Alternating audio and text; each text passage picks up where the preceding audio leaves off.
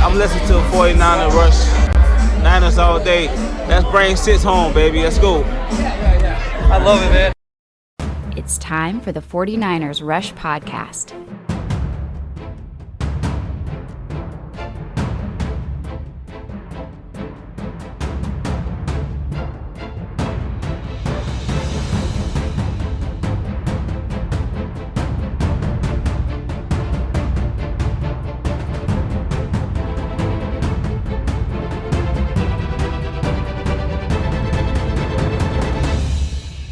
And here's your host, John Chapman. Oh, what's up, 49ers fans? I'm happy to be with you guys right now, and I'm frustrated. I'm pissed off. That game, it sucked. A tale of two halves. The 49ers come out and completely dominate. Complete control of the first half. I think the Titans had 55 yards. They had more negative plays on offense than they did positive plays the first half. And you walk out of that half with a 10-0 lead. 10-0, that's it. Which, you're happy about a 10-0 lead going in at halftime, for sure. But good gosh, make no mistake about it. And again, I've never been a Jimmy hater. So if anybody wants to throw it out there, that's fine. I don't think you can find that anywhere. Every single episode I've ever done, almost 500 of them are recorded. I praise Jimmy when he does well. And I'm very honest whenever he does bad. Jimmy Garoppolo single-handedly cost this team, the 49ers, the game. And there's no other person out there that is even a close number 2, 3, 4, 5, 6, 7, 8, 9, 10. No. It's Jimmy Garoppolo and everybody else. Everybody else. Now, again, we can talk about A.J. Brown and what he did. Yeah, he was incredible. 11 catches, 145 yards, 1 touchdown. Well, here's what I'm going to say on that. I need to put that on the corners. Ambry Thomas was out there making plays. Josh Norman's Josh Norman. Hey, here's an idea. Maybe, just maybe, don't leave your corners in one-on-one situations with A.J. Brown when they're in a big set. They got 2 tight ends and a fullback out there, and we're still just running the same thing. We did make a couple adjustments later. It's always difficult to tell whenever you're watching the broadcast view, so that's something we got to see. But no, and AJ, yeah, defensively, this was not on the defense, guys. You gave up 20 points on the road on a short week. And again, there were some bad things on the defense. I don't want to say, they're scot-free. They went 9 of 16 on third downs, which if you listen to our scouting, preview and all those things, I said my main predictions for the game were third downs. I said third and shorts. I was so wrong on that. Good gosh. There were no third and shorts. Listen to these conversions on third down by the Titans, okay? It's just third down conversions successfully, mind you. They converted a 3rd and 23, a 3rd and 15, a 3rd and 7, a 3rd and 10, a 3rd and 10, a 3rd and 10, a 3rd and 3, a 3rd and 11, and a 3rd and 8. It's not winning football. Now, you played so well the first half that you should have been able to overcome that. But, I mean, you can't whenever Jimmy Garoppolo does what he does. You can't. And so, let's talk Jimmy G. Let's be real. I'm not holding back. You guys come here for a reason. Because, again, I'm one of the quote-unquote positive guys, right? Jimmy G sucked. Now, he started 8 for 8. He was on fire. He was great. He was up there for sure. What's up, Phyllis? Philip, appreciate it. He said, this one is on Kyle and his piss poor time management. Yeah, the 2-minute warning. Kyle's done that so many times in the first half, right? We sneak for the first down on 3rd and 2. And Kyle, I think we had like a minute with 2 timeouts. And he just, nope, we're going into the halftime. He's done that several times. And how much of that was, golly, Jimmy's playing so bad, I don't trust him throwing it here and giving us, a negative play against, this. It gives some spark to Tennessee, which they had absolutely nothing. But little did he know, Jimmy G was going to give them that spark right after the half. Yeah, Kyle, not a great game. Great first 15 plays, which that's our only 2 scoring drives of the first 3 quarters were during those times. As soon as he got out of that, still was going well. Then Jimmy G just kind of did everything himself. Robert, thanks for the gift, man. He says, Jittery Jimmy has got to go soon and very soon. Again, Jimmy's going to continue to be the guy this year, no matter what. I have zero question about that. Not saying that's the correct choice. Jimmy had 8 solid, good games in a row, so you have to be consistent with that. This was a dud. Now, you look at the stats for Jimmy. He goes 25 of 34. That's not bad. He throws for 300 yards. That's not bad. 1 touchdown. That's a Jimmy G performance. 2 interceptions. Not okay. 2 sacks. One of those sacks, 100% on him. Had 6+ seconds. Like, that's the thing. And those interceptions were huge. We were in the red zone. If it's an incomplete pass, guess what? You kick a field goal. Guess how many points you lost the game by? 3. They're kicking that field goal for overtime instead of the other way around. That's on Jimmy G. Then he goes out there and throws an interception on the first play of the damn drive with 0 pressure. He threw the interception. There's nobody around him. Offensive line did a great job. 1 sack, and that was on George Kittle. He was one-on-one with the defensive end. Jimmy held the ball for over 3 seconds, and they got him. Okay? Whatever. Yeah, there was 1 sack. But let's go through Jimmy G. Let's talk through this, okay? And again, you look at Jimmy G, whenever he doesn't throw an interception, the 49ers are 7-0. 7-0 last 2 years. 1-5 whenever he does. Guess what? He threw 2. Started 8 for 8. Was really, really good. The interception in the end zone should have never been thrown. Never. Jack Rabbit was sitting in front of Kittle. Sitting in front of him. And he threw it anyway. Stared him down. And still threw it, even though he was right in front of him. Right there. That was bad. Then they go out and they drive. The biggest miss I have ever seen, and this, David, I thank you, missed a wide open Kyle Juszczyk for a walk-in touchdown.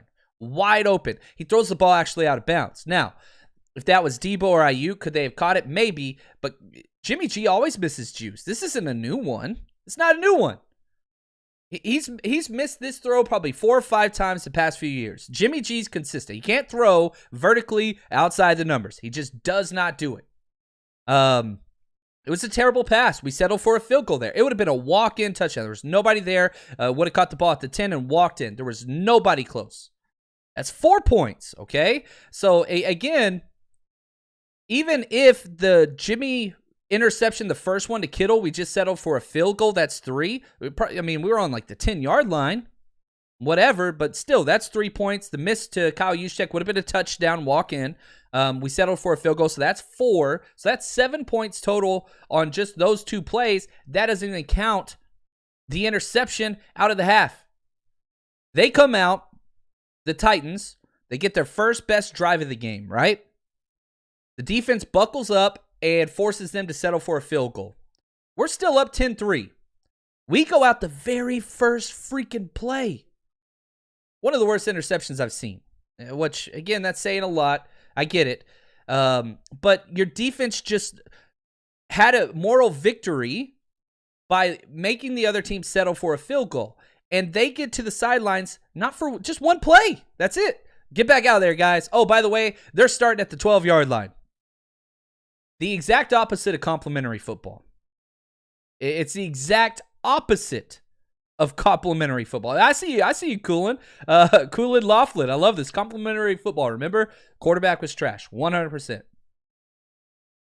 And so our defense continues to give us a chance. It's still 10-10 at that point, and Jimmy G just continues to suck. He almost threw another interception. We got lucky, he got tipped. You remember that one? Would have been intercepted if it wasn't tipped. That's how bad it was. Then the 4th down play to Ayuk. Bad pass. Jimmy rolls out. Okay, cool. There's some pressure. It's 4th down. They're blitzing. And it was zone coverage. In zone coverage, when you're running a route, a lot of people said, oh, Ayuk's got to keep running on that route. No, he doesn't. What happens is, in zone, you find the space and you sit. In man, you have somebody chasing, you keep running. That was 1,000% zone from the start. And Ayuk correctly sat down.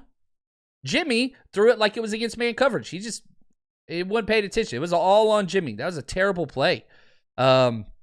And then he took that terrible sack with 6 seconds left. Why can't Jimmy check down, or throw the ball away. You're allowed to throw the ball away. It's crazy to me that Jimmy spent 3 years with Tom Brady and never learned the art of throwing the ball away. Tom Brady's the best there ever was at it. Don't take hits. Don't take negative yardage plays. Jimmy has no recollection of these things at all. He will not throw the ball away. James, appreciate the gift. He says, we won't win because of Jimmy, but we sure will lose because of Jimmy. Man, I think that's saying a lot. Jimmy is your trailer. And the fact that he's along for the ride, but he's not the reason you're getting there. He'll keep things going. The momentum will continue. But man, he sure as hell ain't pulling anybody to win. And some people are like, oh, he tied the game up with 1 minute left. Let me say this again. I've said this before. It's not the first time I've said this. If I set your house on fire, guys, and then I walk up and put the fire out, am I a hero? Did I do something special? Hey, I saved your house. I saved it. Congratulations. Thank me. No, that's not how it works. It's you SOB. You set my damn house on fire. Right? And that's exactly what happened today. Is this the first time? Is this the second time? Is this the third time? No, it's not. Is Jimmy a bad quarterback? I don't think that he is. I've said for a year plus, I think he's in that 14th quarterback range. But when he's off, he's off. He's really, really off. This was a terrible game. And, you know, the good thing is Jimmy's going to show up, and the press conference, which will be happening here in a little bit, I'll get all those to you guys. He's going to take ownership. Jimmy always does. He doesn't throw anybody under the bus. And I like that about him. And Jimmy is very consistent. He's had 8 good games in a row. This one was a bad game. This one was a very, very bad game. Now, let's talk about playoffs, all right? What does this mean for the 49ers as far as playoffs go? Well, we are currently 8-7. We're still in the 6th seed. However, all the other teams have to play this week. So, teams that can tie us: Minnesota Vikings, Philadelphia Eagles, New Orleans Saints. Now we're just a half game up on them. 1, 2, or 3 will win these games for those teams, and then we'll have to see what happens. Now, here's the good thing, okay? The Titans and Texans games, which we have the Texans next week, we should win that one. Obviously, we should. The good news about those games is they're not conference games. They don't factor into tiebreaker status, okay? So, let's say all 3 of those teams win. The Vikings, the Eagles, and the Saints. Well, guess what? We own the tiebreaker over the Vikings, so we'd still be ahead of them, even with the same record. We own the tiebreaker over the Eagles, still ahead of them with the same record. And then there's the Saints. We have a 1-game lead on them in conference. Now, I am curious. Let me open this and see if this works. Who are the Saints playing this week, right? The Saints are playing the Dolphins. So, even if they win, which the Dolphins are red hot, I think they've won like 5 or 6 in a row. But even if the Saints win this week and have the same record as us, we will still be ahead of them because we have a better conference record as well. So, no matter what, we're not dropping out of that 6th seed this week. We're not. I've been saying for the longest time the magic number was 2. Got to get 2 more wins if you want in the playoffs. 1 and some luck and you're in. People always give me flack like I put out, okay, to help the 49ers, you want to root for so-and-so and so-and-so today. And I always get like 5 responses. No offense, John. I'm just a Niners fan. I'm not rooting for other people. Like, all right, that's cool, man. You be you. You be hardcore. That's fine. I approach things logically. I want my team in the playoffs. Do we deserve to be in the playoffs? No. Do the Eagles? No. Do the Vikings? No. But this is the NFL. And if we get in the playoffs, who knows? Maybe we catch fire. Right? We won 5 out of 6. Now it's 5 out of 7. You get in there, something can happen, right? So, yeah, like, I get it. Are the 49ers like Super Bowl whatever? No. But hey, I just want a shot. I always used to joke around with my buddies. My wife is very attractive. She's incredible. I love her. What's up, Steven? Glad to see you, man. Worst part of this loss, Dallas clinched the playoffs. Dallas getting in, yeah, it was going to happen. I'm with you there. That does suck. I hate the Cowboys. I want to play the Cowboys in the playoffs. And I still think the 49ers will go to the playoffs, by the way. I really, really do. But back to my story. My wife's very pretty. I got very, very lucky. But I've always kind of like dated the pretty girl because I just never really gave a shit. I cared nothing about rejection. That's just who I was. So if I had this mindset, I know it's a little off topic, where, hey man, if I have a 2% chance, if I go up and ask a perfect 10 girl if she wants to hang out or go out for drinks or whatever, if I only have a 2% chance, that just means I have to ask 50 10s, and then I'll get one eventually, right? And it worked out for me in my life completely. Very, very thankful. So I just didn't care about rejection. If I get rejected 49 times, who cares? I'm never going to see him again. Move on. Well, I found that one that I had a 2% chance with, and sure enough, we're married for 15 years, and here we go. That's my mindset with almost all things in life. Go get it. Go get it, right? So I get it. Are the 49ers the favorites? Don't give a damn. Any given Sunday, I can beat your ass. That's my mindset. I apologize for the language. I'm a little fired up right now. That game got me a little salty, guys. I want to be honest. It bothered me. And so, yes, do the 49ers deserve it? No, I don't care about deserve. Can they get there? Yes, they can. They can. You win one game, you're probably in. You win 2 games, 100% in. You win 2 games, you're in no matter what. Texans at home after 11 days off. The 49ers need this mini bye. Big time. Right here on 49ers still have a 72.3% chance to make the playoffs, according to Cynthia Freeland. That's where we are. That's where we should be. Because, again, we own all those tiebreakers. Now, the most important game left on our schedule, it's that Rams game. Why?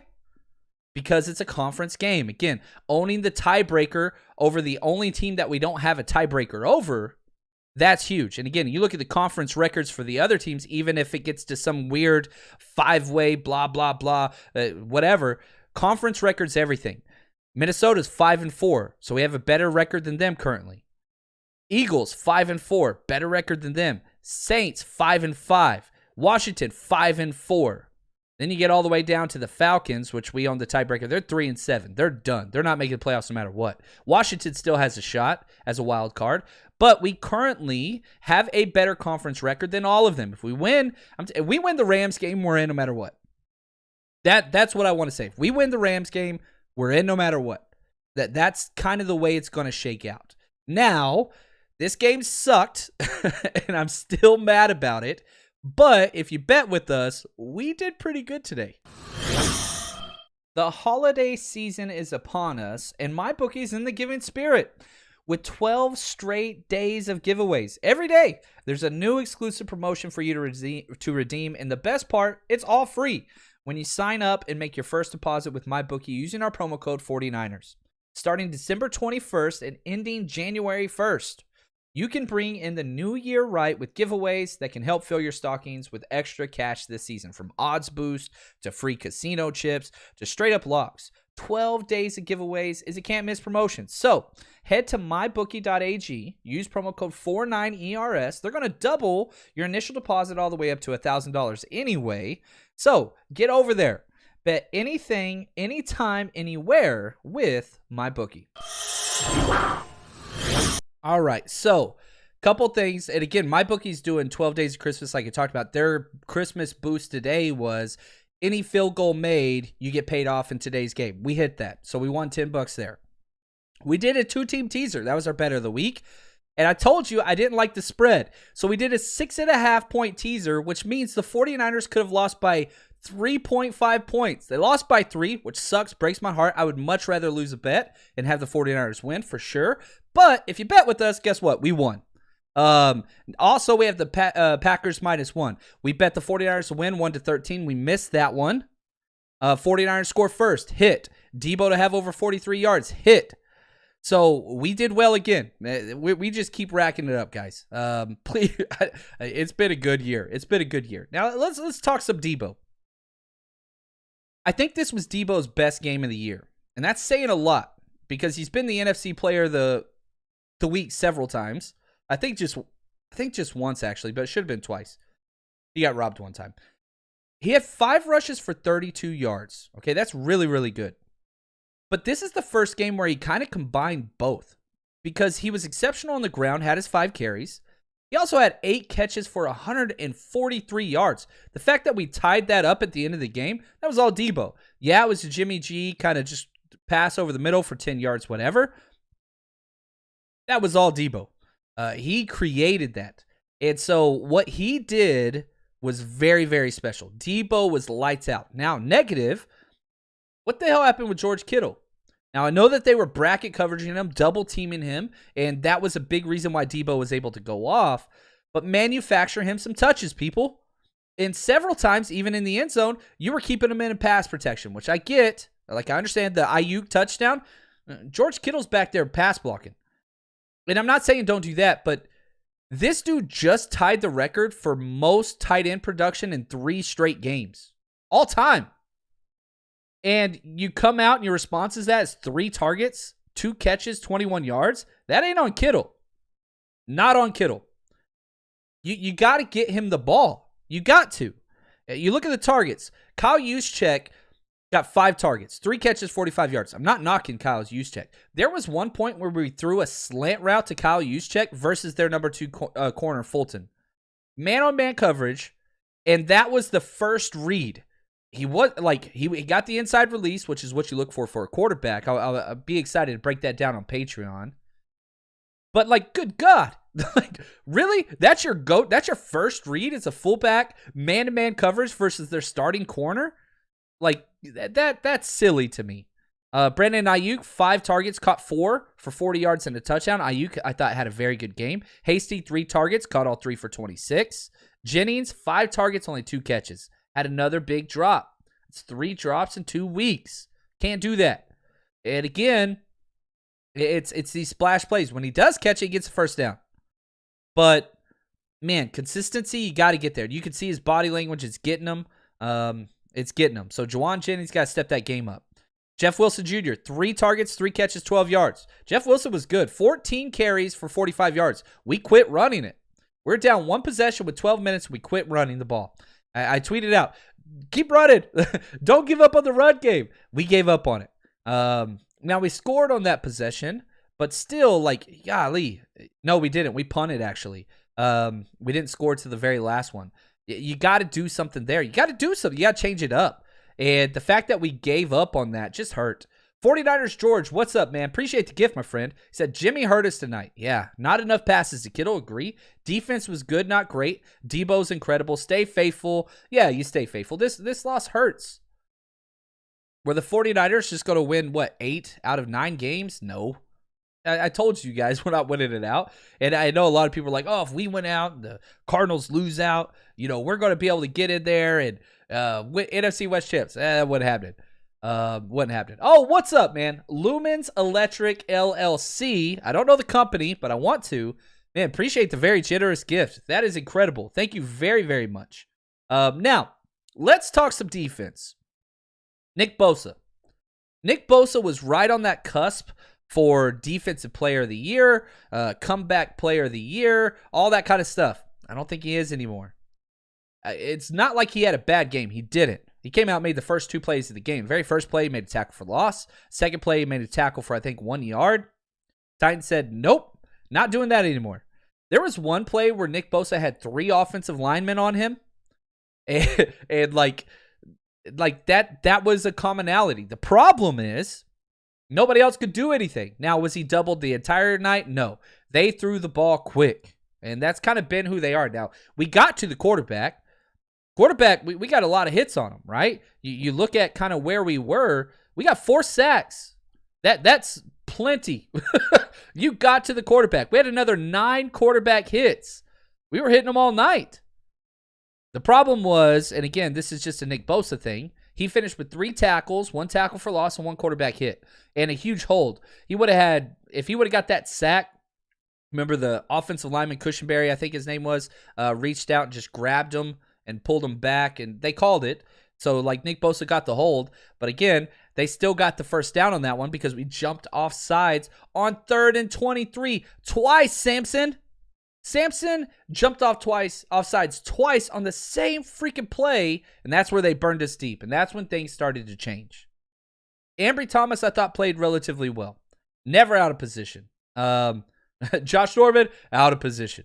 But again, I don't like spending time talking about Josh Norman because he's not part of our future.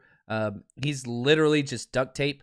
And so, like, that's what it is. And maybe at this point, maybe that's what Jimmy G is too. One of the negatives is, he was getting a lot of publicity across the league as somebody that was playing really, really well. Well, the problem is now you look at it. What's his trade value? Like I've been saying for the longest time, there's not much there. You're talking if somebody offered me a third for Jimmy in the offseason, you'd be psyched to take that. Now, you still get that? Some people are like, oh, get a first for Jimmy and blah, blah. That's not how it works, man. The good news is I do think that this is a poor quarterback draft class, which might drive up the value some. Yeah, I'm a believer in Trey. I haven't seen it, right? He only played one game and lost to the Cardinals barely, but we'll have to see here. We'll have to see what that looks like. What's up, Matthew? Appreciate the gift, my friend. He said, if you were a coach, would you bench Jimmy? I would. Here's what I would do, okay? And again, not saying I'm right here. When Jimmy's been on fire, it's worked. And Jimmy has been great in the red zone. That's been his thing this year. That has not been a thing previous years. How was he this year? How was he this week? Third downs and red zones. Well, we went 3 for 8 on third downs. Not good. 1 for 2 on fourth downs. It's okay. And that one terrible pass to Ayuk. 2 turnovers. Terrible. And 2 for 4 in the red zone. Terrible.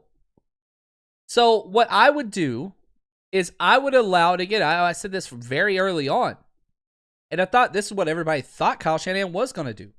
Allow Trey Lance to come in a play or two every other series or so and run some of his stuff and allow him to earn his way up into positive playtime. I don't think it's a hot and cold answer, Michael. I think it's a very good question. I don't think it's just you rip out Jimmy Garoppolo and put him in there. Now, maybe at one point in that game, it would have been worth it to see it out there. But I think the answer is you should have saw him last week when you were up 17 points with 2 minutes left. You should have saw him in previous times whenever you knew you were going to run the ball. Put him out there whenever it's like, okay, Kyle Shanahan's in prevent offense mode. We have a lead. He's trying to milk the clock. That's when you put him in. Because guess what? He's a running threat quarterback. He can still throw it. He threw the first touchdown pass of the season. That's what I would do, Michael. So, again, we're going to play the Titans next week. Not Titans, sorry. The Texans. Yeah, like, I'm starting Jimmy Garoppolo. I would still start Jimmy Garoppolo right now. We have 2 games before the playoffs. I'm starting Jimmy Garoppolo still, but I'm not Kyle Shanahan loyalty program. That's not who I am. I'm going to work in Trey Lance next week in the first quarter. Like I'm telling both quarterbacks, look, he's coming in on a 3rd and short, whatever, for a couple plays. I'm going to let him start getting those and getting that work in. I think that's what's needed right now. But we just haven't really done that. And so that got stifled early. Kyle Shanahan said, oh, it got me out of my play calling rhythm. Really? What the hell's your rhythm, bro? Like, you're really, really good at the start of games or the start of halves, and that's it. We scored our first points in the fourth quarter, the touchdown that last drive. It was the first points we scored in the fourth quarter in 5 consecutive games. That's it. We have 7 fourth quarter points in 5 games. Where's your rhythm? We scored 7 points in this half, right? Okay, cool. Well, let's look at this, right? Because, like, his rhythm's not on. It's what I'm trying to say. I'm not trying to turn this into like whatever. You know, I don't like Kyle Shanahan. That's not what it is. But, like, again, no points in the fourth quarter last week versus the Falcons. No points in the fourth quarter, you know, going against the Bengals. You scored in overtime. Like, the rhythm hasn't been there. The rhythm was there early, and guess who ruined that? Jimmy Garoppolo did, right? So that's what that is. Eventually, Trey's going to be our guy. So everything is, it's Advent, right? Like, we're excited for the anticipation of something new that is coming. And I understand that. And that is on its way. And the 49ers, we're going to have it. We're going to have it soon. It's a tiny little, minuscule chance, perhaps, that Jimmy Garoppolo does return next year. But I don't believe that's going to happen. I really, really don't. But this makes the next 2 games, you can't lose versus the Texans. You cannot do it. The Texans have some wins, though, against some pretty damn good teams. Now, I don't think that they're a good team, and it's going to be bad. It's going to be really, really, it should be bad anyway, right? Like, we'll spend time this Christmas break, whatever. But their wins, they beat the Tennessee Titans, who just beat us, by the way, by 9 points. And they beat the Jaguars twice, which we made money on both those games, which whatever. Anyway, now, that last game, holy freaking cow, that Rams game, oh boy. That's going to be a win and in type of situation. And if you have not yet, oh my gosh, guys, head to 49ers Rush Road Trip.com. Buy your tickets. We're throwing the best party. All the stuff that we're doing for giveaways. Man, the spot that we've got, we're right there on Hermosa Beach at Baja Sharkies, right there on the Hermosa Beach Pier. It's incredible. We're going to be having a great time. Tailgate information for the game itself, the morning of. We've got that set up for you as well. So again, if you haven't been to one of our parties, like, just so you know, I think we do a pretty good job, and we're adding a lot of new stuff. We're setting up an online trivia through a phone app. We made trivia last time, but we had 150 people there, and I was like, how the hell do we do this with 150 people? Just didn't work out, so we just gave away extra jerseys. This time, man, we're going to have 49ers trivia on the app that we're installing, all this kind of stuff. It's going to be incredible. Check out this hype video from our last event in Chicago.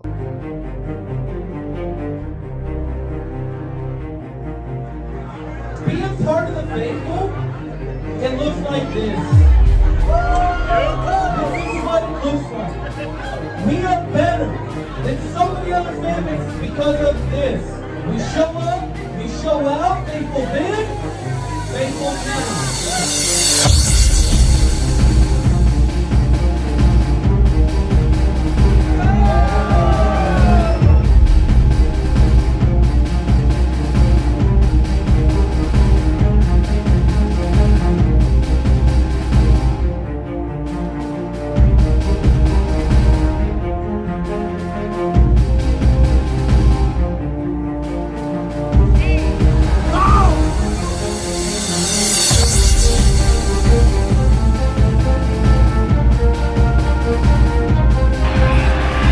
Garoppolo looking deep.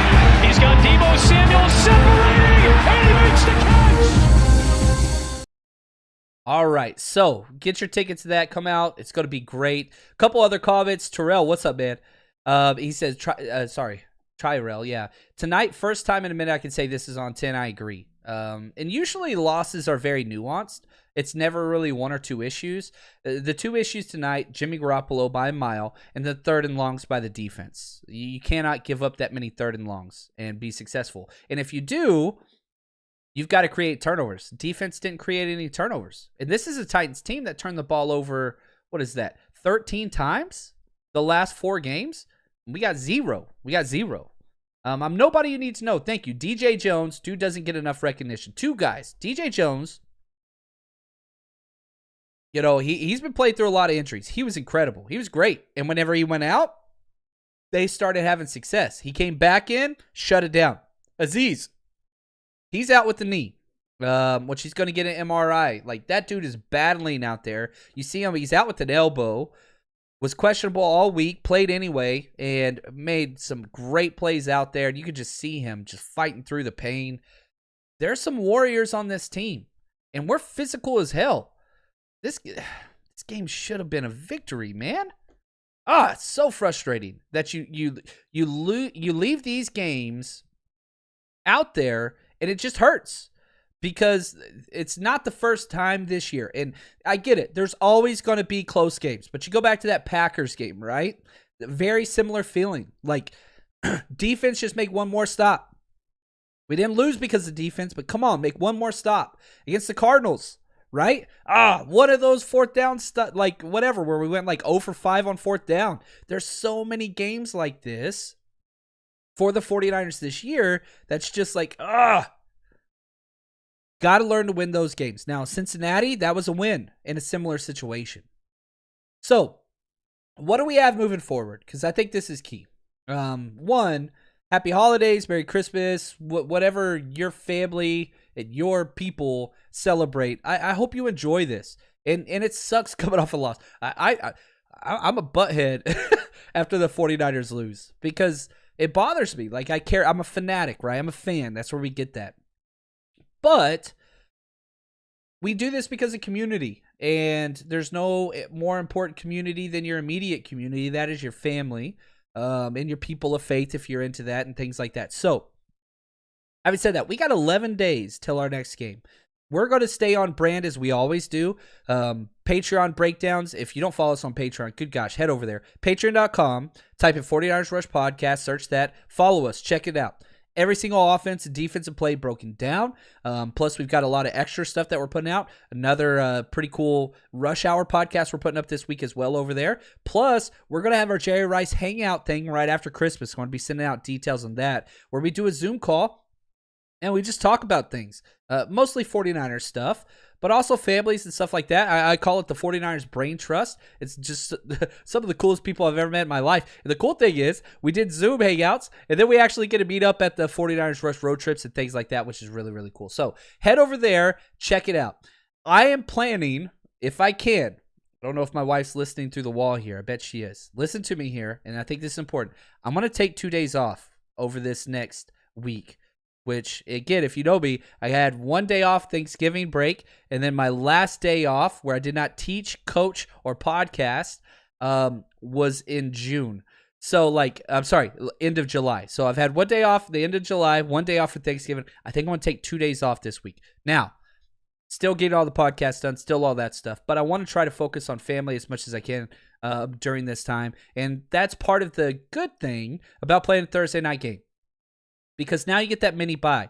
And if I, John Chapman, who is a know-nothing podcaster, gets to take time for his family and rest, think about the players. Think about the coaches. This is a much-needed time. And again, what was the percentage? Like a 73% chance the 49ers make the playoffs? You're building for something big down the road, which is a playoff run. You win 1 game, I think you're in. You win 2, you're guaranteed in. I believe that. And I think the stuff goes up. Now, I'll let you know the rooting guides. I know we got games Saturday. I know we got games Sunday. If you don't follow me on Twitter, that's definitely the best place to get a hold of me, at JL_Chapman. Or email 49ersRushPodcast@gmail.com. Vent. Half the emails I get are just people venting that need somebody to listen to because their wife or significant other doesn't know what about the 49ers and whatever else. I can be that person. I can be your guide, man. Come on now. I'll be your therapist. That's what this is. Anyway, I want to say thank you. And yeah, Mitchell will be back. Mitchell will be back. And that changes this entire offense to where you don't have to depend on Jimmy Garoppolo near as much, which is a good thing, not a bad thing. Thank you guys as always. Hit subscribe if you haven't already. And like every single time we end this, man, almost 500 episodes strong. Thank you. And stay strong, faithful.